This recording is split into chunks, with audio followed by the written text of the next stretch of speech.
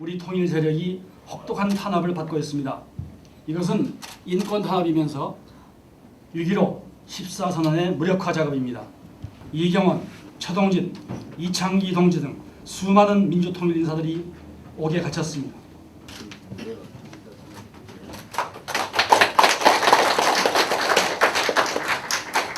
(6.15) 공동선언 13주년 기념 학술토론회 개최를 축하드립니다.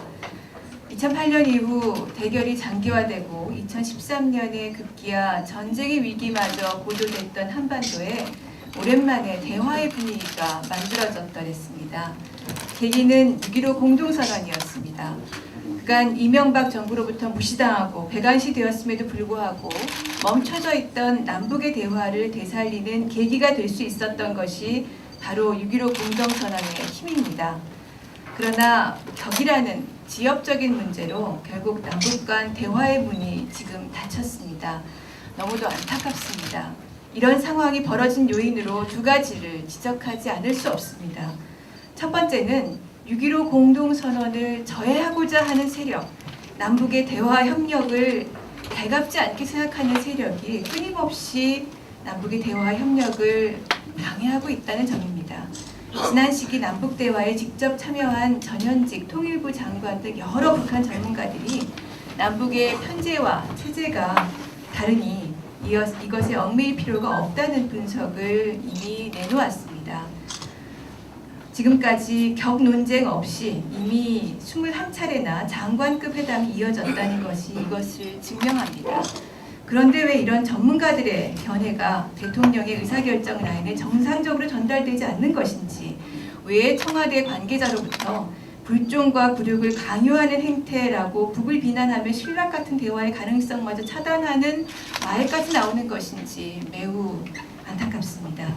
박근혜 대통령을 비롯해서 남북 대화에 뜻이 있는 정부 관계자들을 어려움에 빠뜨리는 사람들이 있는 것은 아닌지 경계해야 될 때라고 생각합니다.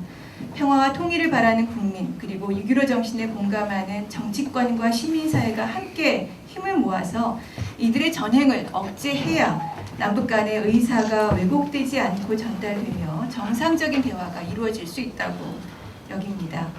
두 번째로 보수 언론들의 냉전적이고 대결적이며 자극적인 보도가 남북 당국 모두를 매우 어렵게 하고 그리고 국민들의 사이를 벌어지게 하고 있다는 것을 말하지 않을 수 없습니다.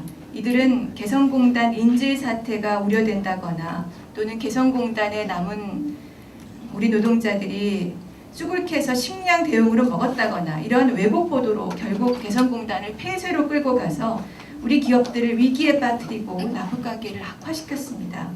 실제로 개성공단에서 돌아온 업체 관계자들이 이 보도는 사실이 아니라고 밝혔지만 보수 언론은 반성하지 않았습니다. 그런데 지금 또 되풀이되고 있습니다.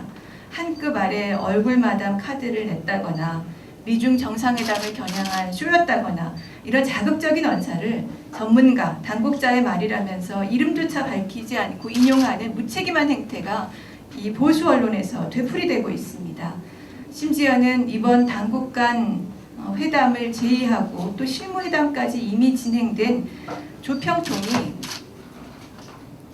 책임없는 사회단체에 불과하다는 취지의 왜곡된 주장을 언론이 나서서 부풀리기까지 하고 있습니다. 이런 보도는 국내 여론을 악화시켜서 대화에 나서려는 우리 정부의 입지를 축소시킵니다. 또한 북의 당국을 자극해서 우리 정부의 대화 의지가 없는 것으로 이해하게 만듭니다.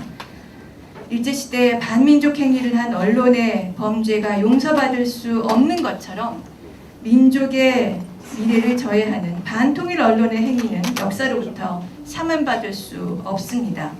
남과 북이 평화의 길로 나서고자 한다는 뜻이 잘 통하도록 6.15 남치기위원회를 중심으로 함께 노력해 나가야 될 때라고 생각합니다.